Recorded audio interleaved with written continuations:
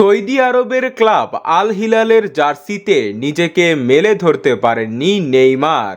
দলে যোগ দেওয়ার পর থেকে বেশিরভাগ সময় কেটেছে ইনজুরিতে। চোটে 1 বছর মাঠের বাইরে থাকার পর গত অক্টোবরে আবার ফেরেন মাঠে। তবে কামব্যাক করার দ্বিতীয় ম্যাচে নেমে আবারও চোট পান নেইমার। তার এই ঘন ঘন চোট পাওয়ায় খুশি নয় তার ক্লাব আল হিলালের ম্যানেজমেন্ট। গুঞ্জন আসছে আসন্ন ট্রান্সফার উইন্ডোতে নেইমারকে ছেড়ে দিতে পারে আল হিলাল। আল হিলালের সঙ্গে নেইমারের চুক্তি আছে আগামী বছরের জুন পর্যন্ত। ফলে আগামী বছরের জন্য তাকে প্রো লিগে নিবন্ধন করানো হবে কিনা তা নিয়েও রয়েছে অনিশ্চয়তা। সংবাদ মাধ্যমের খবর মতে বারবার চোটে পড়ায় এবং চুক্তির মেয়াদের বেশিরভাগ সময় মাঠের বাইরে থাকায় নেইমারের সঙ্গে নতুন করে চুক্তি নাও করতে পারে আল হিলাল। তাই মেয়াদ শেষের আগেই নেইমারের সাথে চুক্তি বাতিল করতে পারে ক্লাবটি। যদি শেষ পর্যন্ত নেইমার ও আল হিলাল চুক্তি বাতিল করতে সমর্থ হয়, সেক্ষেত্রে তার পরবর্তী গন্তব্য হতে পারে 3টি ক্লাব।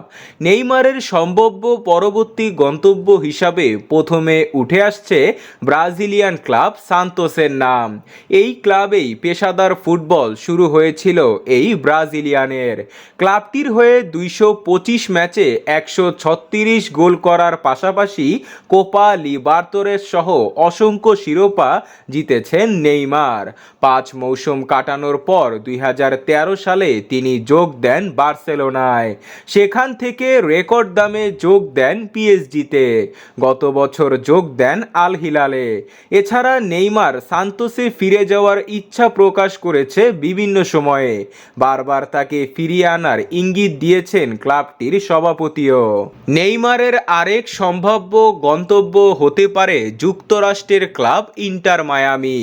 এই ক্লাবে তার এক সময়ের বার্সা সতীর্থ বন্ধু লিওনেল মেসি ও লুইস সুয়ারেজ খেলেন।